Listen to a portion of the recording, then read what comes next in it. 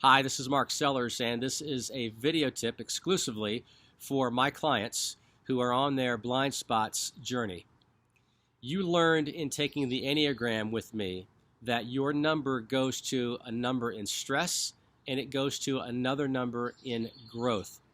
You'll hear stress sometimes referred to as disintegration, and you'll hear growth sometimes referred to as integration. I want to give you some tips today, a short tip on what this means so that you can today, this week, think about your number and where you go in stress and apply that as you interact with your staff, with your direct reports, with customers, as you interact with anyone in your business. I'm going to use one number as an example, and then I'm going to ask you later to go back at your assessment and look at what number you go to in stress.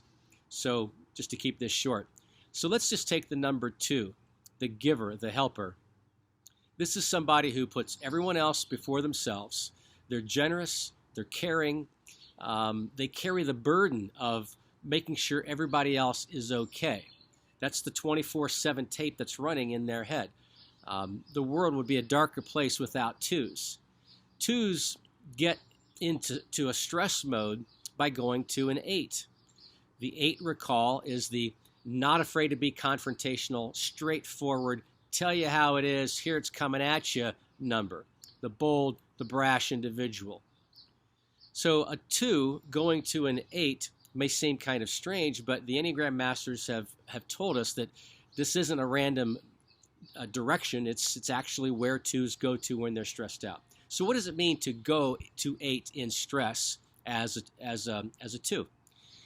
It means not necessarily a bad thing, because sometimes 2s need to act more like 8s in order to manage their relationships. For example, a 2 gets into trouble when they go overboard and maybe try to people please, when they might even resent people for not recognizing them for putting everybody else before them. Something that everybody else didn't ask them to do, by the way, but still 2s can resent that. 2s can often struggle with needing to be affirmed, and when they're not affirmed enough, they can struggle with that. So if any of this is happening, then the 2 goes to an 8, and they might exhibit behaviors of barking back at you, snapping back, being a lot louder and confrontational than they normally are. And this will catch people who know the 2s off guard, because the 2s don't often behave that way. But again, it's not a bad thing that the 2 goes to this 8 spot, because the 2 sometimes needs to act that way more to be better in balance and be better in harmony, and more practically to do a better job of managing their relationships.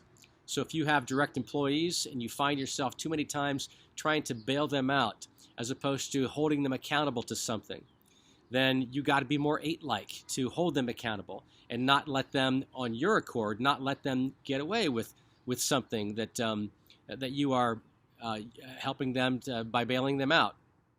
So it's not necessarily a bad thing. Now, we don't want 2s to hang around in the 8 world forever, because 2s are 2s, they're not 8s.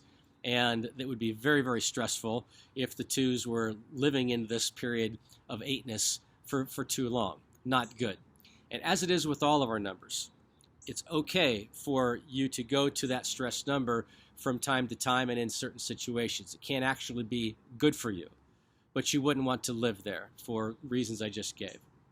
So your number, whatever it is, check it out, go back to your assessment and look at what number you go to in stress. And this week, ask yourself, how can I apply this to the meetings that I have coming up, the end of the day today, tomorrow, later this week, whatever meetings those happen to be? How can I apply a higher level of awareness of when I get stressed out, and knowing how I behave, the number I go to in stress, how that can impact the meetings and the interactions that I have with people? Use it to your advantage to be proactive and catch yourself behaving in the way that you want to behave. And you'll almost guaranteed have a much better interaction and meeting with those people. I hope you found this helpful. Continued success to you on your blind spots journey. As always, be well and be safe.